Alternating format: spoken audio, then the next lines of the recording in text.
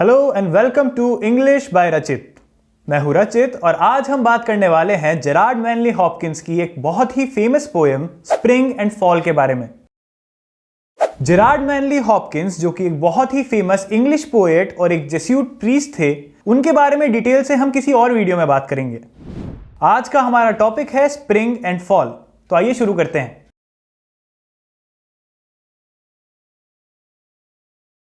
Spring and fall, जिसका सब title है टू अ यंग चाइल्ड। यह आपको ध्यान में रखना बहुत जरूरी है, स्पेशली अगर आप यूजीसी नेट की तैयारी कर रहे हैं। यह पोएम जीएम हॉपकिंस ने 1880 में लिखी थी, पर यह पब्लिश हुई 1918 में उनके एक पोस्टह्यूमस कलेक्शन में जिसका नाम था पोएम्स।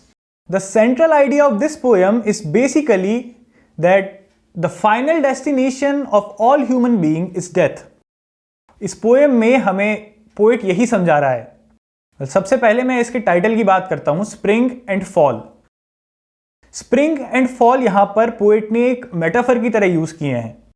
स्प्रिंग का मतलब हो गया birth, the starting, the beginning, and fall जो कि पत्तों के झड़ने से, डेथ से रिलेटेड है, तो वो डेथ हो गया, द एंड हो गया। तो बेसिकली इस टाइटल का मतलब यही है। इसे पोएट ने अमेरिकन स्टाइल में लिखा है, क्योंकि इंग्लैंड के अंदर, इंग्लैंड वाली इंग्लिश के अंदर फॉल नहीं ऑटम यूज होता है कॉमनली, पर अमेरिका के अंदर ऑटम को फॉल कहते हैं।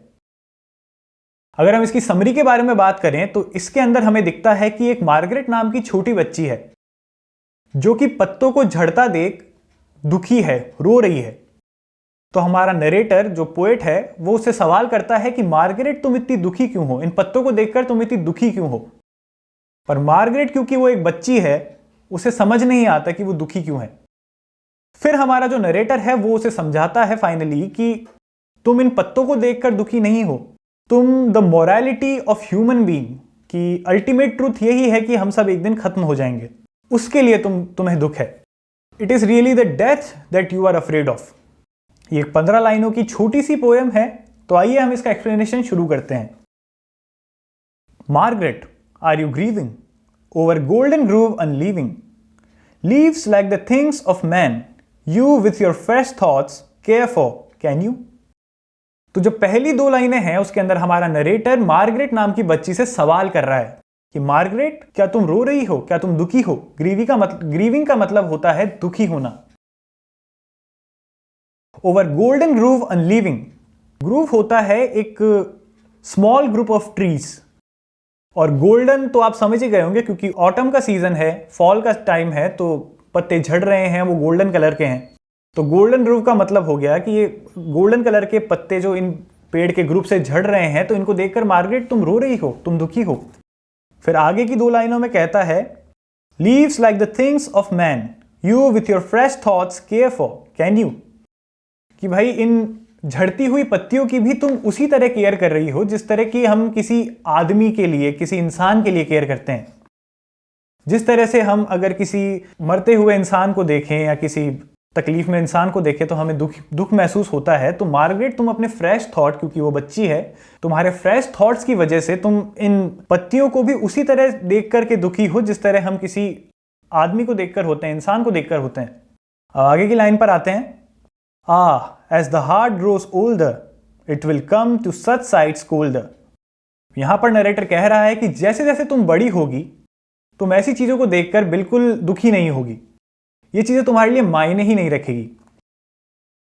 By and by, nor spare a sigh, though worlds of van would leave me lie.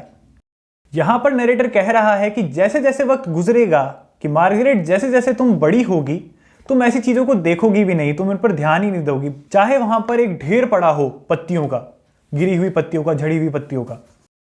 फिर आगे की लाइन है, and yet you will weep and know why. तुम बड़ी हो जाओगी, तुम इन चीजों को देखकर रोगी नहीं, पर तुम रोगी जरूर, पर तब तुम्हें पता होगा कि तुम क्यों रो रही हो, तुम क्यों दुखी हो।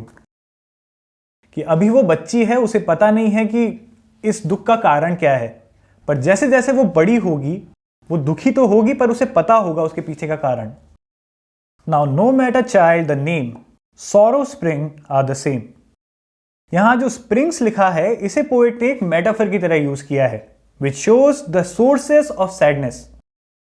यहां बेसिकली पोएट कह रहा है कि जो हम चाहे उनको कुछ भी नाम दें, हम चाहे वो जो सॉरोज हैं, जो दुख हैं, उसको कुछ भी नाम दें, पर थ्रू आउट लाइफ वो हमेशा सेम ही रहते हैं।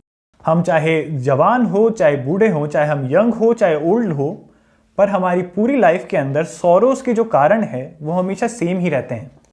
Nor mouth had no nor mind expressed what heart heard of ghost guest.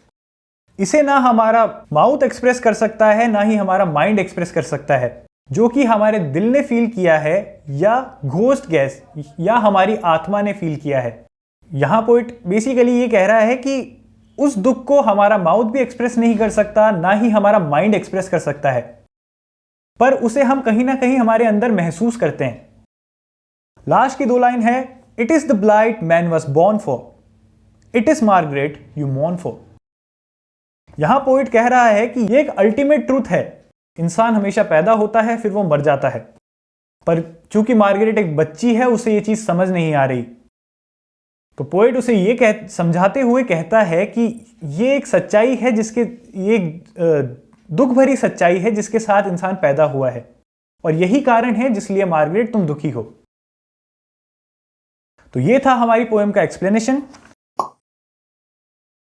अगर हम इस पोएम की सेंट्रल थीम के बारे में बात करें तो इसका सेंट्रल थीम मैं कहूंगा is the theme of death. Poem में थ्रू आउटली पोएट ने हमें बस यही बताया है कि the ultimate truth of human life is death.